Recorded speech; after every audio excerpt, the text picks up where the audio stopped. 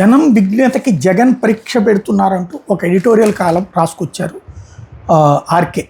సంప్రదాయ రాజకీయాలు చేసేవాళ్ళు ఎన్నికల్లో ఓడిపోయినప్పుడు గతంలో చేసిన తప్పులు సమీక్షించుకుంటారు. అటువంటి తప్పులు పునరావృతం కానివ్వబోమని భరోసా కల్పిస్తూ ప్రజల విశ్వాసాన్ని తిరిగి చొరగొనడానికి ప్రయత్నిస్తారు. జగన్ రెడ్డి మాత్రం ఇందుకు భిన్నంగా వ్యవహరిస్తున్నారు. మరి ఇంతకీ అమరావతి ప్రాంతంలోనే చంద్రబాబు గారు ఓడిపోయారు కదా, తెలుగుదేశం ఓడిపోయింది కదా, విజయవాడ గుంటూరులోనే తెలుగుదేశం ఓడిపోయింది కదా, మరి అప్పుడు ఏమి ఆత్మసమీక్ష చేసుకున్నట్టు? జగన్ 3 రాజధానులు అన్నాడు కాబట్టి అమరావతిని నాశనం చేస్తున్నాడని మనం ప్రొజెక్ట్ చేశాం కాబట్టి మళ్ళీ తెలుగుదేశానికి ఓటేశారు. కానీ ఏం మార్చుకుంది తెలుగుదేశం? మరి అక్కడే ఎందుకు ఓడిపోయింది తెలుగుదేశం? అక్కడ ఏం ఆత్మసమీక్ష చేసుకుంది తెలుగుదేశం? పైగా అది మరింత బలంగా వాదన వినిపించింది కదా. ఇక్కడ ఎవరిని తప్పట్టాలి? ఇకపోతే జగన్ రెడ్డి రాజకీయాలు అంచనాలకు అందవు, అడుగడుగునా వంచన ఉంటుంది. ప్రజలు ఆ విషయం తెలుసుకునే లోపే ఆయన మరో అస్త్రాన్ని జనం మీద కుదులుతారు. వంచన ఎవరు చేస్తారు రాష్ట్ర ప్రజలను అన్నది ఈ రాష్ట్ర ప్రజలు చాలా బలంగా గమనించారు. మీడియాను అడ్డు పెట్టుకుని, లేకపోతే కనుక సోషల్ మీడియాను అడ్డు పెట్టుకుని ప్రజలకి చెయ్యనిది చేసినట్టు, చేసింది చేసినట్టు, జరగనిది జరిగినట్టు, జరిగేది జరగనట్టు చెప్పేటటువంటి వంచన ఎవరు చేస్తున్నారు ఇక్కడ రాష్ట్ర ప్రజల్ని?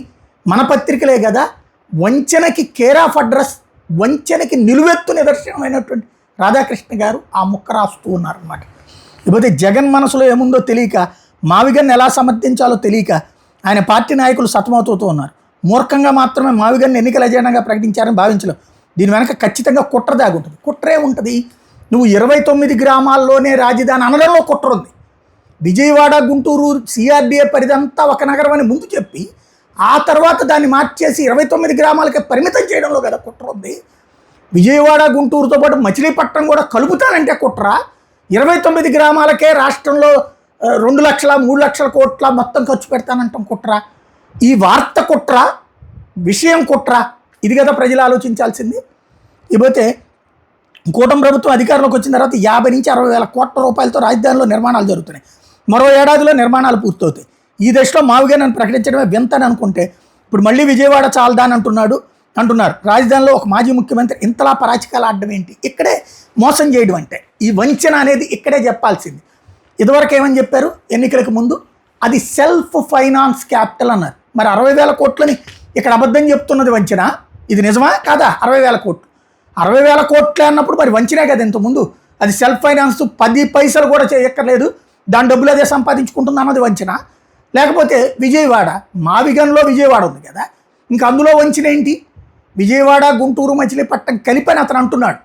అందులో విజయవాడ ఉండగా విజయవాడ రాజధాని క్యాపిటల్ పాయింటే కదా అని చెప్పడంలో బూత్ ఎక్కడ ఉంది? దాంట్లో బూత్ ఎతుకుతున్నది మనం కదా, ప్రజలు మోసం చేస్తుంది మనం కదా. ఇకపోతే కూటమి సమిష్టిగా ఉన్నంత వరకు తన పప్పులు ఉడకని గ్రహించిన జగన్ రెడ్డి ఇప్పుడు కూటమికి అండగా ఉంటున్న వర్గాలను దూరం చేసే పనిలో బిజీగా ఉన్నారు. ముఖ్యమంత్రి చంద్రబాబుకు ఉప ముఖ్యమంత్రి పవన్ కళ్యాణ్కి మధ్య విభేదాలు సృష్టించడానికి చేసిన ప్రయత్నాలు ఫలించకపోవడంతో ఇప్పుడు ఓటర్లలో చీలిక తెచ్చే ప్రయత్నాలు శ్రీకారం చుట్టాడు. ఇప్పుడు జగన్కి ఓట్లు వేసినటువంటి ప్రజల్ని డైవర్ట్ చేయడానికి, తటస్థులని డైవర్ట్ చేయడానికి జగన్ సైకో, లేకపోతే వివేకానంద రెడ్డి ఆయనే చంపేశాడు, ఇట్లాంటి తప్పుడు ప్రచారాలు చేసింది ఎవరు? వాళ్ళ ఇద్దరు ప్లస్ ఈ మీడియా. మరి ఇప్పుడు జగన్ ఏం చెప్తాడు? ఓటర్ల దగ్గరికే వెళ్తున్నాడు. ఓటర్ దగ్గరికి వెళ్ళి ఓటర్తో విషయాలు చెప్పుకోవడాన్ని వంచన అంటారా? ఓటర్లకి నీకెందుకు ఇంటింటికి 1500 ఇస్తాము, అడగకుండా నేను నిరుద్యోగ భృతి ఇస్తాము, అడిగితే కనుక 50 ఏళ్ళకే పెన్షన్ ఇస్తాం, అడగకపోయినా 60 ఏళ్ళ పెన్షన్ వాళ్ళందరికీ ఇస్తుంటాం. ఇదంతా మోసం కాదా? ఎవరిని మోసం చేస్తున్నారు? పచ్చి అబద్ధాలని నిజంగా వక్రీకరించేటటువంటి వ్యవహారం రాధాకృష్ణ గారి ఎడిటోరియల్ మరొకసారి నిరూపితమైంది.